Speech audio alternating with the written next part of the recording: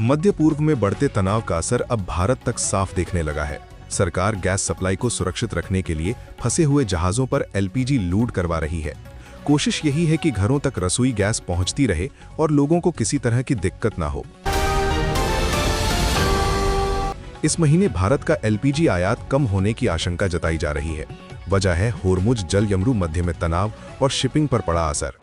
अगर सप्लाई इसी तरह प्रभावित रही तो आने वाले दिनों में गैस की कीमत और उपलब्धता दोनों पर दबाव बढ़ सकता है। भारत की निजी अर्थव्यवस्था की रफ्तार इस समय थोड़ी धीमी पड़ गई है। कारोबारियों का कहना है कि लागत बढ़ रही है और माहौल भी अनिश्चित है। इसी वजह से कंपनियां निवेश और विस्तार के फैसले सोच समझ कर ले रही हैं ताकि नुकसान से बचा जा सके। एक बड़ी अंतर्राष्ट्रीय रिपोर्ट में भारत की ग्रोथ का अनुमान घटाया गया है। महंगा तेल, कमजोर रुपया और बढ़ती महंगाई इसके बड़े कारण बताए गए हैं। इसका असर आम लोगों की जेब पर पड़ सकता है, क्योंकि महंगाई बढ़ने पर रोजमर्रा का खर्च भी ऊपर जाता है। डॉलर के मुकाबले रुपया दबाव में है और बाजार में हलचल बनी हुई है।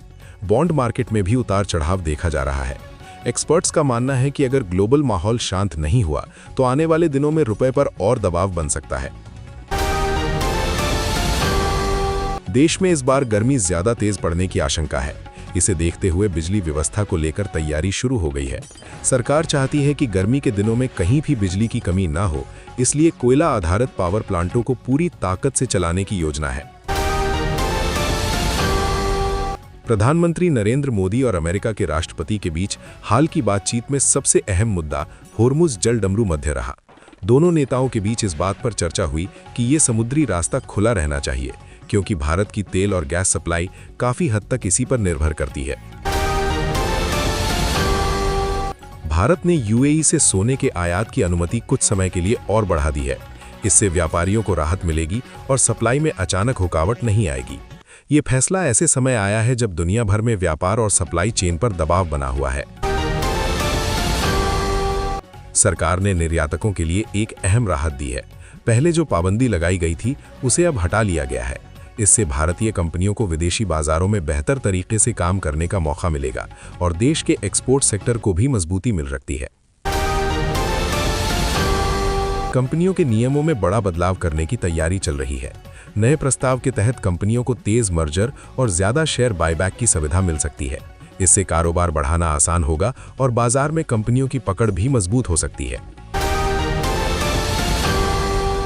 बाजार नियामक सेबी ने नियमों में सख्ती भी दिखाई है और कुछ राहत भी दी है। एक तरफ अधिकारियों के लिए नए कॉन्फ्लिक्ट रूल्स बनाए गए हैं, तो दूसरी तरफ विदेशी निवेशकों के लिए ट्रेडिंग प्रक्रिया आसान करने की कोशिश की जा रही है। इसका असर बाजार पर दिख सकता है। सरकार ने देश में 100 नए औद्योगिक पार्क बनाने की योजना को मंजूरी दे दी है। इससे मैन्युफैक्चरिंग सेक्टर को नया बल मिलेगा। नई फैक्ट्रियां, नए निवेश और रोजगार के मौके बढ़ने की उम्मीद है। ये कदम भारत को उत्पादन के बड़े केंद्र के रूप में आगे बढ़ा सकता है। रिलायंस जियो अपने बड़े आईपीओ की तैयारी में है। अगर ये लॉन्च होता है तो ये भारत के सबसे बड़े पब्लिक इशू में से एक बन सकता है।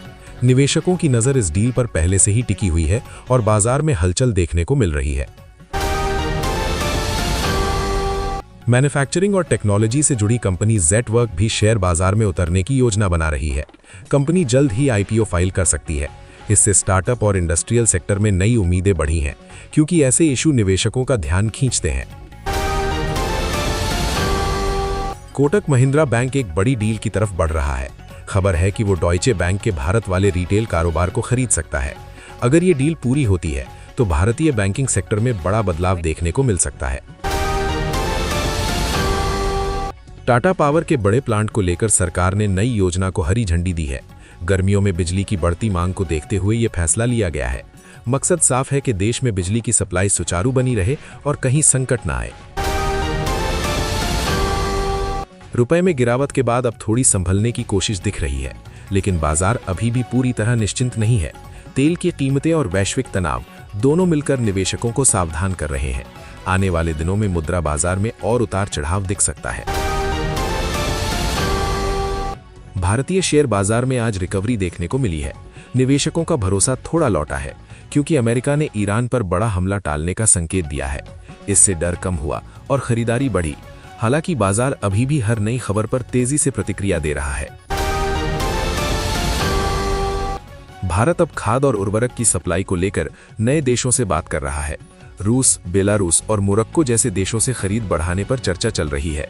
वजह यह है कि ग्लोबल तनाव के चलते पुरानी सप्लाई चेन में रुकावट आने का खतरा बढ़ गया है। देश में नई प्राइवेसी नियम व्यवस्था को लेकर बहस तेज हो गई है। पत्रकार और पारदर्शिता कार्यकर्ता सुप्रीम कोर्ट पहुंच गए हैं।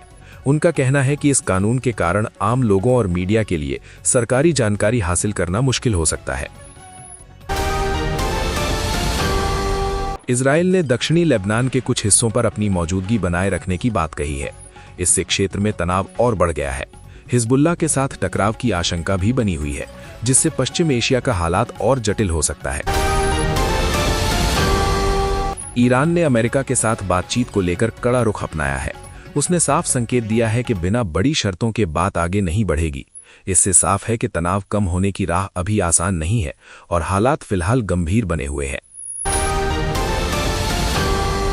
कच्चे तेल की कीमतों में फिर से तेजी देखने को मिली है।